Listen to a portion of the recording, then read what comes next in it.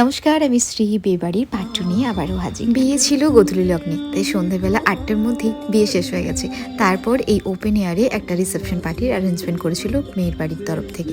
তো ওখানে আমরা চলে এসেছি। এই রিসেপশন পার্টিতে এরকম সুন্দর একটা অ্যাম্বিয়েন্স, সঙ্গে এরকম ধরনের লাইভ মিউজিক, সব মিলিয়ে অনবদ্য ছিল সময়টা।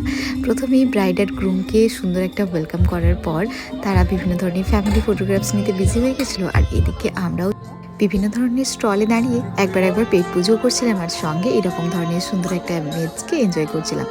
গান নাচ ছাড়া কি আর বিয়েবাড়ি মানাই বলো। আমাদের জোড়াজুড়িতে বরকনে দুজনেই আমাদের সঙ্গে কোমর দোলাতে নিচে চলে এসেছে, আর সবাই মিলে ওদেরকে নিয়ে বেশ সুন্দর করে হইচই করলাম। সঙ্গে ডান্স তো অফকোর্স রয়েইছে। হ্যাঁ, আমরা খুব একটা ভালো ডান্স পারি না ঠিকই, কিন্তু ওই নাচের তালে তালে একটু কোমর দুলিয়ে না নিলে সমস্ত আনন্দটাই কেমন যেন ফিকে হয়ে যায়, তাই না? আর সঙ্গে আমাদেরও তো এই একঘেয়েমি জীবন থেকে কয়েকটা মুহূর্তেরই বিরতি, তাই ভাবলাম এই প্রত্যেকটা মুহূর্তকে খুব সুন্দর করে আনন্দ নাচ গানের মধ্যে কাটালে খুব একটা মন্দ হয় না।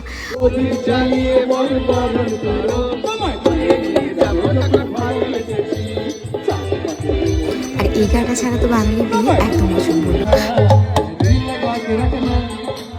सजा के रखना, चेहरा छुपा के रखना, माँ दबा के रखना।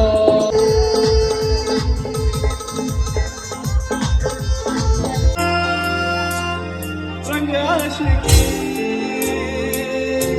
गहरा हुआ।